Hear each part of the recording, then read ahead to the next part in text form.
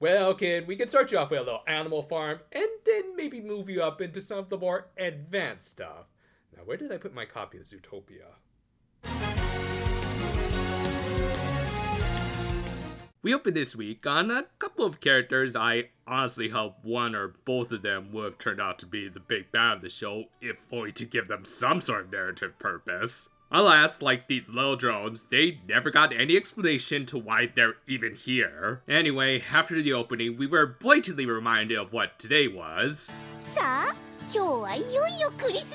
And a bah humbug to you! Also, seriously, at this point, most of the food prawn scenes are just pointless as we're legit running out of time with this show. Hell, the lack of proper world and character building is already biting it in the ass. For instance, the cookfires had arrived at some sort of cave that was, for whatever reason, capable of fixing Rosemary's broken stone. Why was this place that's seemingly unconnected to the kingdom capable of such? I mean, we might get answers later, but that's a big might. Hell, they even threw in another new plot point about someone, somehow, sabotaging the stone to break at the very beginning of the series because they needed to build some intrigue right before the big shocker reveal of this episode. Anyway, back at the kingdom.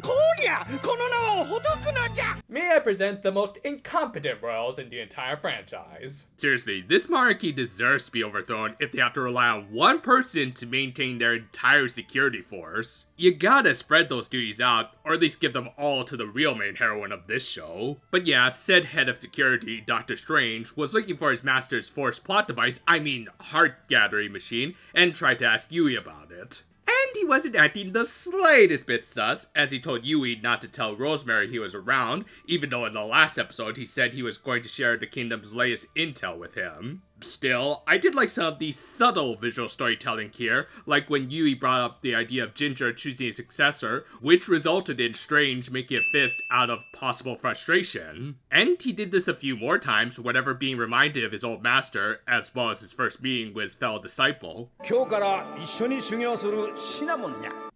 No, that's clearly Emiya. Though at this point, shouldn't he still be Shiro? Point is, Tymoon, you should get your lawyers involved. Later, Yui tried to give him some musubi for the road, which again just reminded him more of Ginger. Fortunately, that trigger item was kindly dealt with thanks to Secretor, who was collecting the last food fairy to complete their evil recipe book so that, I don't know, they can make an evil sandwich or something. Anyway, the Kiers chased the lady thief to, I'm guessing, a recycling center. I mean, it's the only way I could explain her making a monster out of something as random as a movie theater popcorn maker. That said, I will admit, this was the best part of the episode, as unlike last week, they actually did have a full fight outside of the Delicious Field, as Rosemary was still away. Yeah, after almost an entire season where we've seen our superheroines fight on the same background every week, it's honestly refreshing to get a change of scenery. In fact, considering what's coming up, having a dreary winter sky is a much better setting than the usual overly bright and colorful field. Anyway, the actual fight was decent. I mean, some parts had shoddy animation, but then again, so did a good chunk of this episode. There was also this weird bit where Yui almost used another upgraded kilocalorie punch because why not at this point, but then something Rosemary said distracted her. It didn't really matter, as she literally got pulled into more of Secretor's forced drama. Yeah, it's still hard to get invested in this character's obsession with perfection when we still don't know much about her. Not helped by Yui still needing work on her talk no jutsu. Yeah, try to tell that to any successful thief ever. Anyway, they defeated the monster and seemingly saved the little rice ball, but then we got the big twist of the episode. Oh, come on! So, okay, first, I'll admit, I was wrong about Ginger being the final boss of the show, unless they pull some sort of double twist and he was actually the mastermind behind the mastermind. But for now, I was wrong, and Dr. Strange was Goldots. That said, I'd argue this wasn't that much of a better twist. Like, brah, if I didn't care about Multiverse of Madness, why do you think I would care about this? Okay, but seriously, Fennel's heel turn was executed very poorly in my opinion. For one, like a lot of things in the show, they wrote the plot backwards and save most of the build-up until the very end. This dude has mostly been a non-entity in the show and only got a little more prominence starting from episode 39 just 2 episodes ago. And even then, we still had to wait until this very episode to learn a possible motive for his turn to the dark side because of his jealousy towards Mombe. Second, this betrayal isn't all that dramatic when we really haven't seen him do anything heroic, and the characters he's portraying barely even know the guy. I mean, for example, Aizen from Bleach is often considered to be one of the great Benedict Arnolds of anime, and for good reason. In spite of his limited screen time beforehand, we were given the impression that he was a good man and a hero trying to take down someone who seemed like the evil mastermind of the series and died in the process. From there, his return and subsequent betrayal hit extra hard when his first on-screen victim was his lieutenant Hinamori, someone who is very strongly established as being eternally loyal and looked up to him to the point she went into an uncontrollable rage over his apparent death. Thus, when he just callously almost killed her off, it really hit home how much of a total bastard this guy was. Now, of course, Fennel has a close Hinamori approximation in Sephiri, but she's nowhere in sight, and while I'm not saying she should suffer as brutal an encounter, imagine how much more effective this scene might have been if we had gotten to see her reaction to her master's betrayal!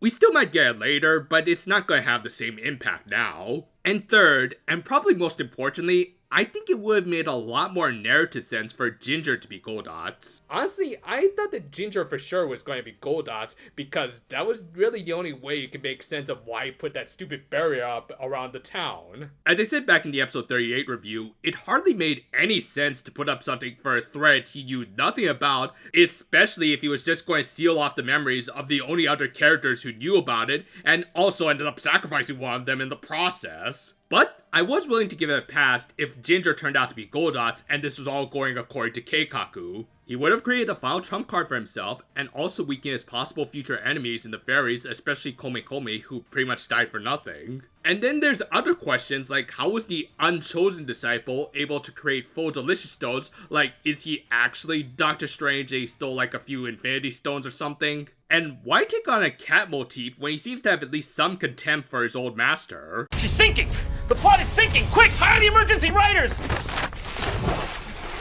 Maybe some of the stuff will be answered later, but again, that's the problem. They waited way too long on this stuff, as the show only has 4 episodes left, and I'm well past the point of caring at this point. Anyway, the episode ended with our heroines needing to be saved by the boys, and Fennel putting on a really stupid costume complete with a pointy goatee. Yeah, I thought y'all were supposed to be Phantom Thieves and not D&D rejects. That's all I really have to say about that twist, just that. Okay, but speaking a little more critically, there were some genuinely good elements to this episode. We finally got to see something that we've been missing out on all season with a fight outside of the delicious field, and some of the visual storytelling of Fennel's dark side slipping out was well done. Only problem is that, like a lot of things in this show, they did not properly build this up, and instead chose to just backload everything to hell. It really says something when a twist villain comes off less top 10 anime betrayal in an actual anime and more Disney twist villain. Not only was Fennel's heel turn not built up properly, but wow, was this reveal just overblown. Which is unfortunate, as some of the visual storytelling beforehand that hinted at his rocky relationship with Mombe and Ginger was well done, and would have made for a great build-up if it weren't all just stuffed into this episode, but that's the problem of the show in general. They've held off on almost all of their major twists and developments until almost the last minute, resulting in pretty much no impact. That's what ruined the Gentle arc, and it's only gotten worse since. It's also resulted in many a plot hole, or at least contrivance, with new story elements needing to be brought in because they wrote themselves into a corner. And I'm willing to bet this pattern will only continue, as we are at least thankfully nearing the end of this disjointed mess of a series. Thus, overall, while this episode on its own just kind of evened out to meh, as at least we finally got a non-delicious field battle and some decent visual storytelling, it really doesn't make up for the many failings of the main narrative of the show. It's probably a good thing Santa didn't appear in this show, as I don't think he has enough coal to give to the entire staff. So yeah, still no new information about Hirogaru Sky, other than just some silhouettes that I did at least do a bit of a short about.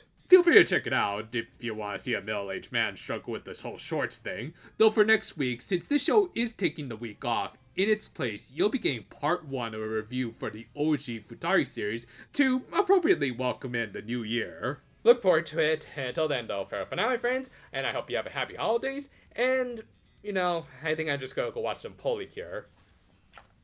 At least they understand the value of a gun.